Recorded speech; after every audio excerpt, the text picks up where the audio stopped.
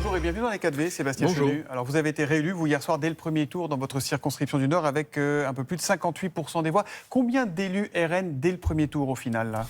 Il y a, d'après nos décomptes, 37 élus du Rassemblement national élus au premier tour et un élu de l'Alliance avec Éric Ciotti, une élue plutôt, Christelle Dintorni, dans les Alpes-Maritimes. Donc 38 élus qui concourent à œuvrer pour former une nouvelle majorité d'union nationale. Alors fort de ces 38 élus au premier tour, des votes de ce dimanche, vous voyez le verre aux 3/4 plein, puisque c'est une victoire pour le Rassemblement national, si on regarde la photo d'ensemble, ou alors vous regardez le verre au quart vide avec ces sièges qui risquent de vous manquer pour décrocher la majorité absolue dimanche prochain. Avant de vous répondre, je veux d'abord remercier mes propres électeurs. C'est le premier média que je fais depuis hier soir, mes électeurs de ma circonscription de Denain qui m'ont réélu. Et nous voyons évidemment ceci comme une formidable victoire, historique en tous les cas, de premier tour, et avec la possibilité de créer demain une vraie majorité différente, large, unie pour redresser le pays. Vous pensez que vous aurez la majorité absolue dimanche prochain ? Oui, nous le pensons. Nous pensons que les Français nous donnent de la force. Ils l'ont fait hier soir par un vote qui, il faut bien le dire,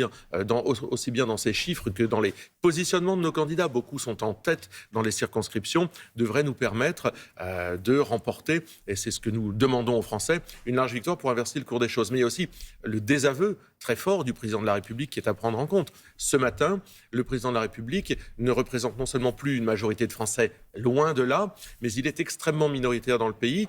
La démocratie a parlé, c'est incontestable puisqu'il y a eu énormément d'électeurs, énormément de votants. Est-ce qu'il est toujours légitime à son poste de chef de l'État ? Le président est légitime dans le sens où il a été élu, donc il est légitime. Constitutionnellement, il est tout à fait légitime. Est-ce que politiquement, il pourra rester en place ? En revanche, s'il se retrouvait face à une chambre ingouvernable, ou si il était dans cette situation de ne pas pouvoir nommer de Premier ministre parce que aucune majorité ne se dégageait, alors il serait dans une situation qui deviendrait compliquée. Raison pour laquelle nous demandons une majorité. Parce que nous, si nous n'avons pas cette majorité pour gouverner... Pardon, mais je reviens sur ce que vous dites. Oui. Une situation compliquée, ça veut dire quoi ? Qu'il devrait partir ?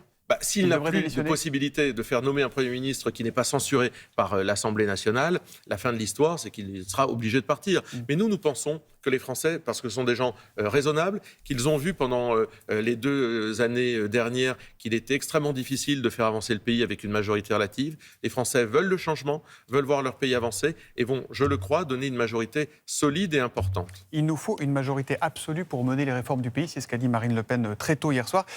On est d'accord que si vous n'obtenez pas cette majorité absolue, vous renoncerez à gouverner ? Mais nous voulons une majorité, pourquoi ? Pour ne pas faire comme les autres, justement.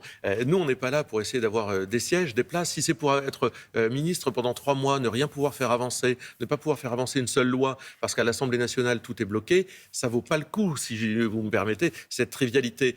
Ce qui vaut la peine de concentrer ses efforts, c'est d'être effectivement majoritaire pour faire aboutir ce que nous proposons comme politique aux Français. La question, si dimanche soir, vous n'avez pas 289 députés, vous et vos alliés, vous n'irez pas à Matignon. Il faudra bien entendu regarder la façon dont l'Assemblée nationale s'organise. Car il y a évidemment aujourd'hui 3 blocs, mais on le voit. Il peut y avoir des députés qui aujourd'hui, sans être dans notre alliance avec Éric Ciotti, pourraient quand même vouloir que l'Assemblée ne soit pas bloquée et nous amener en tous les cas une voix pour ne pas voter la censure ou voter le budget. Donc il faut regarder la configuration. Vous avez déjà des pistes de futurs députés ? Vous avez déjà des discussions qui sont entamées avec... Nous sommes en train de regarder, mais en tous les cas, hier soir, j'ai reçu un certain nombre d'appels de députés, y compris de la majorité, qui ne devraient leur salut qu'à la position du Rassemblement national qui, dans quelques circonscriptions, est arrivé 3e et qui nous supplie, évidemment, de faire barrage à Jean-Luc Mélenchon. Donc, pour qu'on soit bien clair, vous pourriez retirer certaines candidatures dans les triangulaires en échange d'un soutien ? Non, le bureau exécutif va se prononcer. Je n'ai pas aujourd'hui de capacité à vous livrer cette information.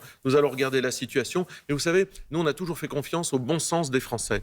Les Français n'ont pas besoin qu'on leur dicte. On peut parfois donner un conseil ou expliquer quelque chose, mais les Français n'ont pas besoin qu'on leur dicte ce qu'il faut faire, n'ont pas besoin de consignes de vote.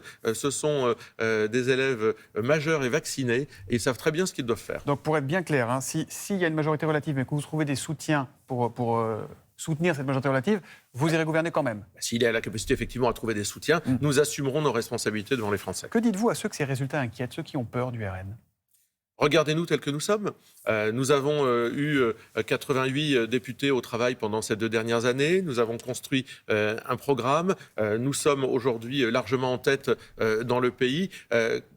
regardez-nous tels que nous sommes et non pas tels que vous nous fantasmez. Ou tels que vous voulez apparaître, parce que certains vous reprochent d'avoir un peu ripolliné votre programme ces dernières semaines. Non, vous savez, nous, ça fait des années qu'on nous voit présents à toutes les élections. Les Français savent très bien qu'avec nous, il y aura une politique réellement forte de lutte contre l'immigration, réellement forte de soutien du pouvoir d'achat, réellement forte en matière de sécurité. Oui, les Français savent très bien, c'est Sébastien mon prénom. Pardon, excusez-moi.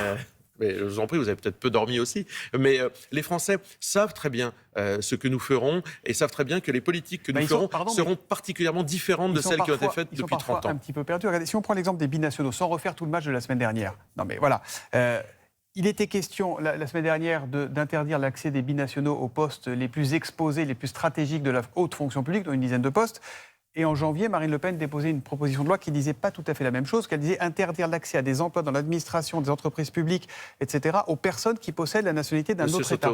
Regardez-nous, vous êtes d'accord que c'est pas la même histoire. Regardez-nous avec ce que nous proposons comme c'est ce que programme. Vous proposiez en janvier dernier. Binationaux, mais ça me permet de le dire, les binationaux n'ont rien à craindre de l'arrivée du Rassemblement national. Aucun Français ne se verra enlever aucun droit avec notre arrivée. Non mais Monsieur Soto, c'est pas la peine d'essayer de refaire l'histoire, d'essayer de semer le trouble dans la tête des Français. Nous avons un programme, des propositions, des engagements, ils sont clairs. C'est pas la peine d'essayer de faire peur aux Français. Ils sont lucides, ils savent très bien. Il y a eu toute une campagne. Semer le trouble, c'est essayer de comprendre. Il y a eu une Éric campagne. Dupond-Moretti dit le Rassemblement national est devenu le renoncement national. Écoutez, si M. Dupond-Moretti se met à nous faire des leçons sur le renoncement, au vu du bilan qui est le sien en matière judiciaire, je pense qu'il devrait être un peu plus humble. Nous n'avons aujourd'hui jamais exercé le pouvoir. Nous avons un programme qui est clair, qui est transparent. Les Français peuvent en prendre connaissance. Nous avons des candidats qui, dans tout le territoire, sont de parfaits républicains. Nous disons aux Français, donnez-nous la chance de gouverner, donnez-nous la chance de pouvoir redresser le pays et, j'allais dire, soyez sereins. Tout ça va se faire dans le calme et dans l'unité nationale. Le même Rassemblement national pendant la campagne et lundi prochain. Dans l'unité nationale. Mais ce n'est pas uniquement le Rassemblement national. Le Rassemblement national et ses alliés. Et vous voyez qu'ils sont de plus en plus nombreux. Merci beaucoup à vous, Sébastien Chenu, d'être venu dans les 4V. Merci et bonne journée. Merci à tous les deux.